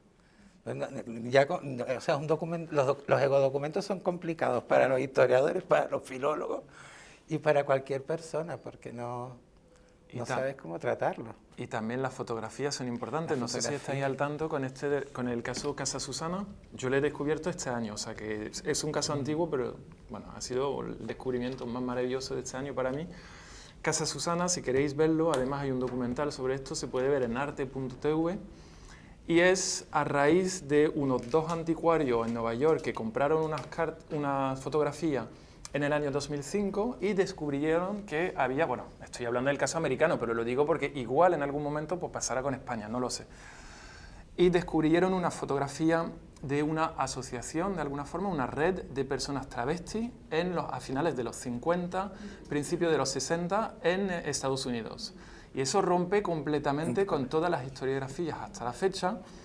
Y entonces se ha hecho un documental sobre esta casa, donde los fines de semana pues, se reunían esas personas, pero eran personas de clase media, clase acomodada, que durante la semana normal pues, eran hombres casados con mujeres, con hijos, y los fines de semana pues, se iban incluso con sus mujeres a travestirse a un pueblo de Nueva York, ¿no? Catskills o algo así se llama. Y entonces, claro, es interesante porque la imagen que trataban de reproducir era la buena ama de casa, la buena secretaria. Entonces hay muchísimas fotografías sobre esto y es completamente revolucionario. Yo os invito a descubrir esto. Bueno, no tengo el libro en francés aquí porque ha salido el libro hace poco. Se ha hecho una exposición en el sur de Francia Y como ha salido un documental, pues os invito a verlo porque realmente es revolucionario, o sea, rompe completamente esta visión. Y entonces, gracias a estas fotografías, sí que vemos que había algunas redes, pues claro, completamente desconocidas hoy, pero consiguieron hacer entrevistas con algunos supervivientes o algunas supervivientes. Muchas no se definían como mujeres trans, pero sí que con el tiempo algunas cambiaron de sexo, pero otras no, otras simplemente pues les gustaba vestir de ama de casas y tal, y entonces pues hay muchas fotos al respecto. Esto es, a mí me parece completamente revolucionario, ¿no? Descubrir en el esto. documental hacen una entrevista a la hija de Esa es, tú la has visto, ¿no? las mujeres trans o de las mujeres que les gustaba travestirse, y también es preciso el testimonio de la normalización de la experiencia de que tú sabes que papá pues se va con mamá y que luego encuentras toda esta belleza de diversidad en Sí, ella lo descubrió después, se dio cuenta de que efectivamente decía, ¿y yo por qué me iba a un campamento 3 semanas o 2 meses en verano? ¿Por qué me dejaban en este campamento? Claro, para que papá pudiera ir a travestirse. Y ellas se definen como travesti. De hecho, bueno, en el libro que se ha publicado en francés, me imagino que va a salir en inglés en muy poquito tiempo, porque la exposición ahora se va a Toronto, si no me equivoco. Pues claro, hay una pequeña historia porque en París hay una mujer que ha hecho una tesina, bueno, un trabajo de fin de grado o trabajo de fin de máster sobre esta asociación que se llamaba Transvestia o algo así, me parece, si no me equivoco. Y entonces, pues claro, es realmente súper interesante descubrir estas cosas. Yo estoy seguro que en algún momento en España vamos a descubrir, no sé si algo parecido, pero seguro que hay fotografías perdidas en algún lado, yo qué sé, cartas en algún lado. Lo que se ha hecho, por ejemplo, en Estados Unidos sobre los gays durante la Segunda Guerra Mundial, las relaciones que tenían los soldados. Claro, ¿eso cómo fue posible? Fue posible gracias a un activista que conocía a alguien en San Francisco y esa persona, al limpiar su casa y tal, encontró un montonazo de cartas y gracias a eso pudo hacer un libro al respecto. Claro, esto ya es azaroso, ¿no? Pero estoy seguro que hay documentación así en España al respecto, que podría matizar muchísimo lo que ha pasado durante el franquismo, ¿no? Bueno, otros periodos, obviamente. Incluso Javier Galeano, que es el coautor del libro junto con Geoffroy, está trabajando la pornografía, que es un elemento fundamental, porque, claro, cuando él estaba estudiando una maleta que llega de yo no sé dónde, la policía detiene, entonces la policía empieza a desmantelar una red de circulación de fotografías eróticas, y la fotografía erótica también se convierte en un elemento de información importantísimo, un archivo brutal. Sí. Y bueno, de hecho, bueno, lo digo también, perdón, que de hecho en este libro hay un capítulo con algunas fotos encontradas. Entonces, bueno, si os interesa... De Buxan, ¿no? De Buxan, sí. Bueno, Buxan, no sé cómo se pronuncia, es gallego. Y entonces ahí también aparecen algunas fotos. Ya sé que el volumen es caro, lo siento mucho, yo no pongo el precio. Y es un libro grueso, ¿eh? Las editoriales no quieren en general este tipo de volumen, pero bueno, al final ha salido así, como yo digo, de forma humorística, es el Quijote de las locas, ¿no? De alguna forma. Espero que se convierta en la referencia al respecto, porque claro, este libro no se ha dicho hasta la fecha, pero claro, bueno, yo he trabajado mucho sobre estos temas, otros investigadores también, algunos están aquí, y al final dijimos, bueno, pues a ver, tenemos que hacer un volumen sobre todos estos estudios que se están haciendo, porque claro, yo he trabajado sobre todo el caso de Barcelona, pero otras personas trabajan en el caso del País Vasco, otras en otro lado, y por lo tanto dijimos, bueno, pues hay que hacer un volumen para reunir a estos investigadores e investigadoras, que trabajan sobre fuentes judiciales principalmente, fuentes inexploradas, era eso lo fundamental, pero no solamente fuentes judiciales, también, como digo, hay gente que ha analizado fotografías encontradas. Pepe, tú has hecho entrevistas con distintas 5 personas represaliadas de la época. En fin, espero, una especie de referencia, digamos, sobre... Bueno, digo referencia, suena mal porque lo digo yo, ¿no? Pero quiero decir que la idea era reunir a todos estos investigadores para descubrir lo que se está haciendo y no tener algunos elementos aislados sobre Barcelona, etcétera, etcétera, ¿no? Lo importante era ver qué es lo que se hace, qué es lo que se hace y qué es lo que queda por hacer. Y por eso ahora también estamos con un volumen sobre vidas cotidianas. Hay algunos elementos en este volumen, pero estamos ya con este tema más de vidas cotidianas, ¿no? Sí, lo que iba a decir del volumen es que, para no variar, vivimos en Canarias, esto es un tópico, pero solicitamos hace 20 días que trajeran, la distribuidora no tenía ejemplares aquí, Marcial Pons y la librería del TEA los pidió directamente a Marcial Pons. Entonces le llegarán a partir de la próxima semana. Tienen 2 que lograron rescatar de otras librerías, y la librería de mujeres tiene también 2, por si quieren ir a la librería de mujeres o a la librería del TEA.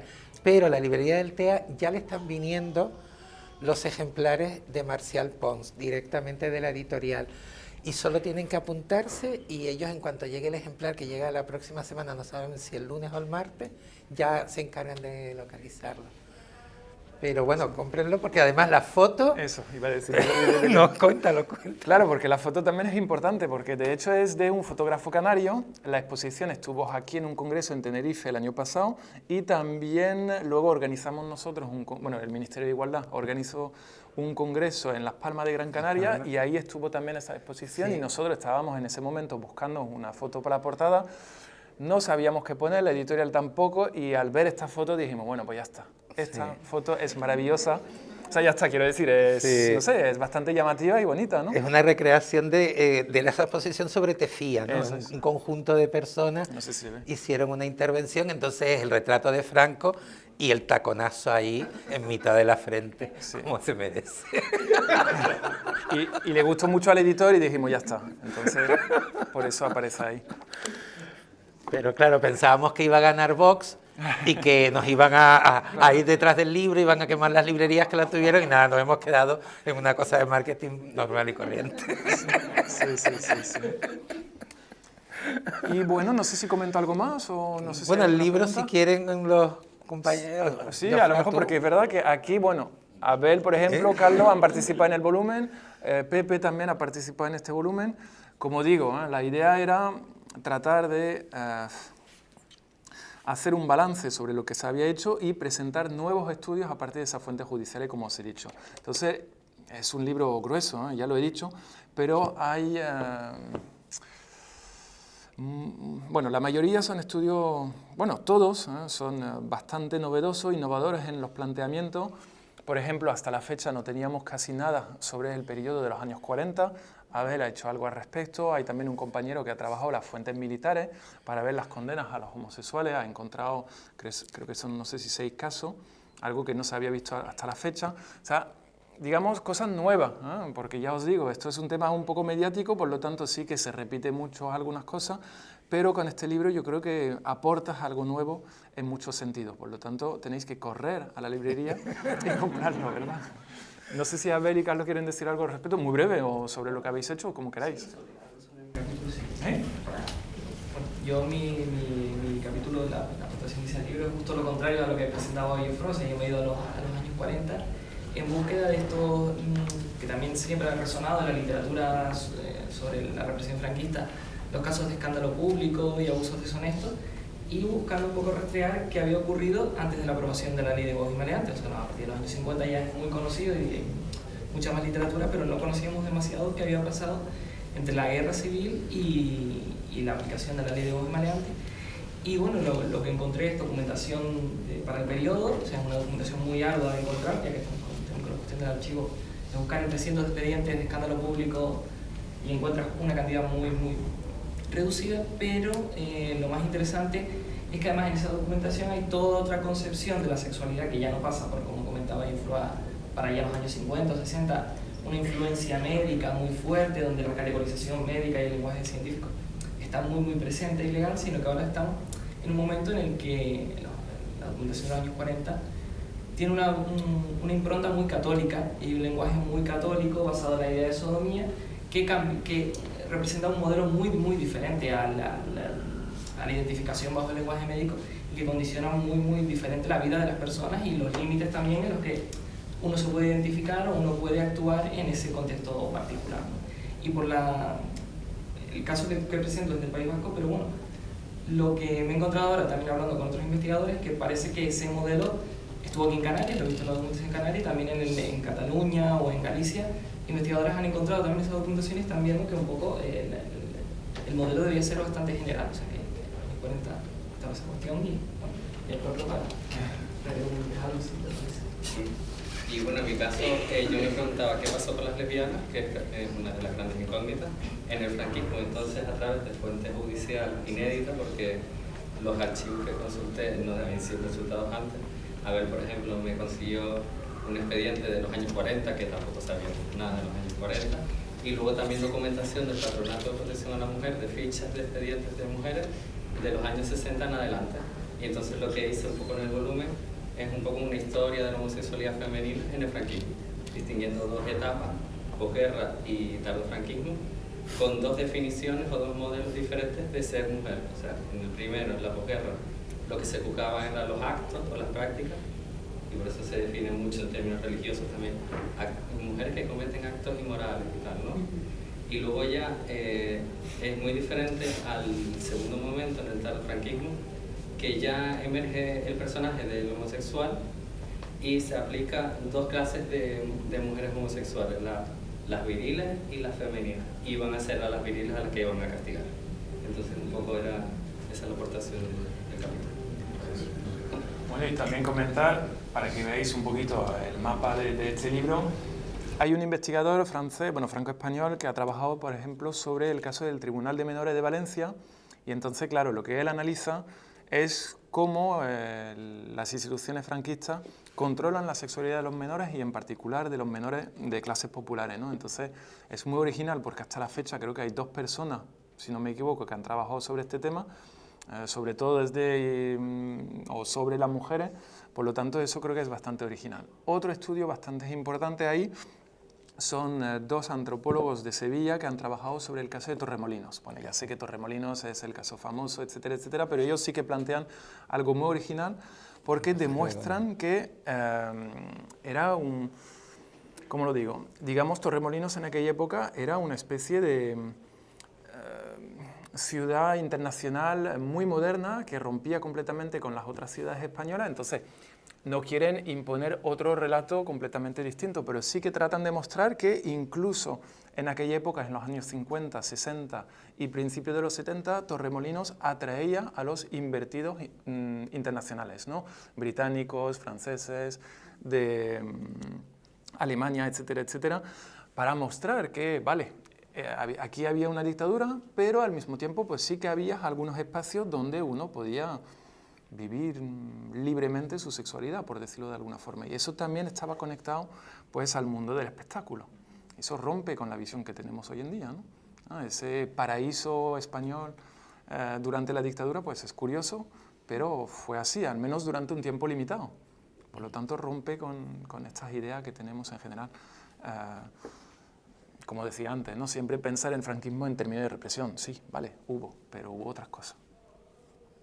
¿Vale? No sé. Creo que lo he dicho todo de forma así muy general y tal, pero bueno. Bueno, pues muchísimas gracias ti, por Pepe, venir, por iluminar y por dar otra visión dentro del programa de trans.